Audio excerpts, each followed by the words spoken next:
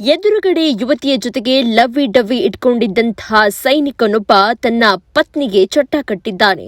ತವರು ಮನೆಗೆ ಹೋಗೋಣ ಬಾ ಅಂತ ಹೇಳಿ ಪತ್ನಿಯನ್ನ ಪುಸಲಾಯಿಸಿ ಕರೆಸಿಕೊಂಡು ಹೋಗಿ ನಂತರದಲ್ಲಿ ಆಕೆಯ ಕತ್ತು ಸೀಳಿ ಕೊಲೆ ಮಾಡಿದ್ದಾನೆ. ಅನೈತಿಕ ಸಂಬಂಧ ಹಿನ್ನೆಲೆಯಲ್ಲಿಯೇ ಸಂಜನಾಳನ್ನ ಈ ರೀತಿಯಾಗಿ ದಾರುಣವಾಗಿ ಹಲ್ಲೆ ನಡೆಸಿ ಕೊಲೆ ಮಾಡಿದ್ದಾನೆ ಅಂತ ಹೇಳಿ ಇದೀಗ ಮೃತಳ ಕುಟುಂಬಸ್ಥರು ಆರೋಪವನ್ನ ಮಾಡ್ತಿದ್ದಾರೆ. ಭಾಲ್ಕಿ ತಾಲೂಕಿನ ಗಾಯಮುಖ ದೇವಸ್ಥಾನದ ಬಳಿ ಪತ್ನಿ ಮೇಲೆ ಹಲ್ಲೆ ನಡೆಸಿ ಈತ ಕೊಲೆ ಮಾಡಿದ್ದ. ಮಾರಣಾಂತಿಕ ಹಲ್ಲೆ ಬಳಿಕ 4 ದಿನ ಆಸ್ಪತ್ರೆಯಲ್ಲಿ ಚಿಕಿತ್ಸೆ ಪಡೆದು ಫಲಕಾರಿಯಾಗದೆ ಮಹಿಳೆ ಸಾವನ್ನಪ್ಪಿದ್ದಾಳೆ. ರಜೆಯ ಮೇಲೆ ಬಂದಂತಹ ದಿನವೇ ಪತ್ನಿಗೆ ಹಲ್ಲೆ ನಡೆಸಿ ಕೊಲೆ ಮಾಡಿದ್ದಾನೆ ಈ ಸೈನಿಕ. ಇದೆಲ್ಲದಕ್ಕೂ ಕಾರಣ ಆತ ತನ್ನ ಎದುರುಗಡೆ ಮನೆಯ ಹೆಂಗಸಿನ ಜೊತೆಗೆ ಇಟ್ಕೊಂಡಿದ್ದಂತಹ ಅನೈತಿಕ ಸಂಬಂಧ ಅಂತ ಹೇಳಲಾಗ್ತಾ ಇದೆ. ಹೈದರಾಬಾದ್ನ ಸಿಕಂದರಾಬಾದ್ನಲ್ಲಿ ಕೆಲಸ ಮಾಡ್ತಾ ಇದ್ದಂತಹ ಸೈನಿಕ ಜೋಧ್ಪುರ್ನಿಂದ ಹೈದರಾಬಾದ್ನ ಸಿಕಂದರಾಬಾದ್ಗೆ ಇತ್ತೀಚೆಗೆ ವರ್ಗಾವಣೆಯಾಗಿದ್ದ.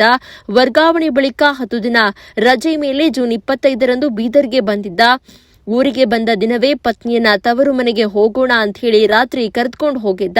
ಈ ವೇಳೆ ಆರೋಪಿ ಸೈನಿಕ ಭಗವತ್ ಆಕೆಯ ಮೇಲೆ ಹಲ್ಲೆ ಮಾಡಿದ್ದಾನೆ. ಬಳಿಕ ಅಪಘಾತ ಅಥವಾ ದರೋಡೆ ಎಂಬಂತೆ ಬಿಂಬಿಸಲು ಯತ್ನವನ್ನ ಮಾಡಿದ್ದಾನೆ. ಆದರೆ ಮೃತ ಸಂಜನಾ ಸಾವಿಗೂ ಮುನ್ನ ಕುಟುಂಬಸ್ಥರಿಗೆ ನೀಡಿದ ಮಾಹಿತಿ ಬಳಿಕ ಈ ಕರಾಳ ಪತಿಯ ಅಸಲಿ ಎತ್ತು ಬಯಲಾಗಿದೆ. ಹೊನ್ನಿಕೆರೆ ಗ್ರಾಮದಲ್ಲಿ ಇದೀಗ ನೀರವ ಮೌನ ಆವರಿಸಿದ್ದು ಕುಟುಂಬಸ್ಥರ ಆಕ್ರಂದನ ಮುಗಿಲು ಮುಟ್ಟಿದೆ. ಮದುವೆಗೂ ಮುನ್ನವೇ ಆತನಿಗೆ ಎದುರುಗಡೆ ಮನೆಯಲ್ಲಿ ವಾಸವಿದ್ದಂತಹ ಯುವತಿಯ ಜೊತೆಗೆ ಲವ್ ಇತ್ತು. ಮದುವೆಯಾದ ನಂತರವೂ ಕೂಡ ಅದನ್ನ ಮುಂದುವರಿಸಿಕೊಂಡು ಹೋಗಿದ್ದ. ಈ ಅನೈತಿಕ ಸಂಬಂಧಕ್ಕೆ ಇದೀಗ ನಮ್ಮ ಮಗಳನ್ನ ಕೊಲೆ ಮಾಡಿದ್ದಾನೆ ಅಂತ ಹೇಳಿ ಮೃತರು ಆರೋಪಿಸಿದ್ದು ಈ ಸಂಬಂಧ ಪೊಲೀಸ್ ಠಾಣೆಯಲ್ಲಿ ದೂರು ಕೂಡ ದಾಖಲಾಗಿದೆ. ಜೊತೆಗೆ ಆರೋಪಿ ಸೈನಿಕ ಭಗವತ್ ಆತನ ತಾಯಿ ಯುವತಿಗೆ ಗಲ್ಲು ಶಿಕ್ಷೆಯನ್ನ ವಿಧಿಸಬೇಕು ಅಂತ ಹೇಳಿ ಒತ್ತಾಯ ಕೂಡ ಕೇಳಿಬಂದಿದೆ.